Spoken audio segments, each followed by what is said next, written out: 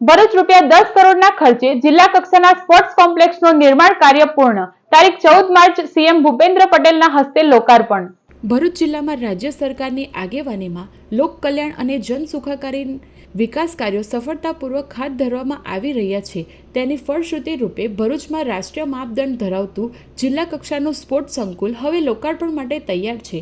આગામી સંભવતઃ તારીખ 14મી માર્ચ 2026ના રોજ ગુજરાતના મુખ્યમંત્રી ભૂપેન્દ્ર પટેલના હસ્તે લોકાર્પણ થનારું છે. Sports authority of Gujarat Gandhinagar દ્વારા ભરૂચ જિલ્લામાં કલેક્ટર બંગલોની પાછળ અંદાજિત 10.91 કરોડના ખર્ચે 15,559 ચોરસ મીટર જમીન પર બનાવવામાં આવ્યું છે. આ સ્પોર્ટ્સ કોમ્પ્લેક્સમાં kho kho, table tennis, volleyball, badminton, યોગાસન, કરાટે, જુડો, કબડ્ડી અને મલખંભ જેવી રમતોનો સમાવેશ કરેલ છે.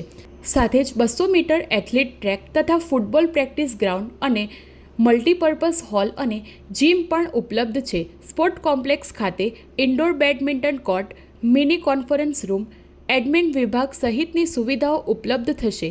કમ્પાઉન્ડ વોલ, પાર્કિંગ સુવિધા, અંડરગ્રાઉન્ડ વોટર ટેન્ક તથા security cabin, lawn area, parking, admin office, volleyball court, ખોખોનું મેદાન, સ્ટોર રૂમ તથા ફાયર સેફટી જેવી આધુનિક સુવિધાઓ ઉપલબ્ધ કરવામાં આવી છે, જેના કારણે યુવાનોમાં રમતગમત પ્રત્યે પ્રોત્સાહન મળશે અને તંદુરસ્ત જીવનશૈલી વિકસશે.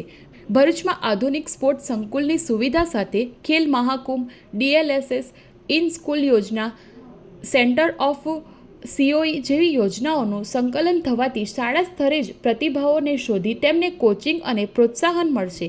પરિણામે જિલ્લાના યુવાનોમાં રમતગમત પ્રત્યે રુચિ વધશે અને તંદુરસ્ત સ્પર્ધાત્મક વાતાવરણ નિર્માણ પામશે.